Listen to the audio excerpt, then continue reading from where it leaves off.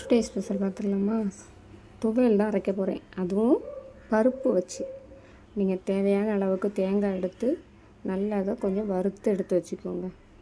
எடுத்து வச்சுட்டு அது கூடால 2 வரமிளகாய் அது போட்டுக்கோங்க. அப்புறம் கொஞ்சம் உப்பு, சின்ன துண்டு அளவு புளி, கொஞ்சம் கருவேப்பிலை, இதெல்லாம் போட்டு நல்லா வறுத்து எடுத்துக்கோங்க. எடுத்துட்டு நம்ம ரேஷன் கடையில் ஒரு பொடி பருப்பு கொடுத்தாங்க இதுக்கு முந்தின வாட்டி. அந்த பருப்பு நாங்கள் வாங்கியிருந்தோம். அந்த பருப்பு சிறுபயிறு பருப்பு மாதிரி தான் இருக்கும், நல்லா இருந்துச்சு, அதனால் வாங்கினோம்.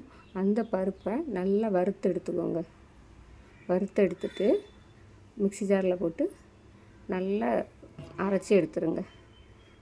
எடுத்தாச்சுன்னா சுவையான நல்ல சிறுபயிறு பருப்பு இருக்குல்ல, அது போட்டு சிறுபயிறு வச்சு துவையல் அரைப்போம்ல, அது மாதிரி செம்ம டேஸ்ட்டாக இருக்கும்.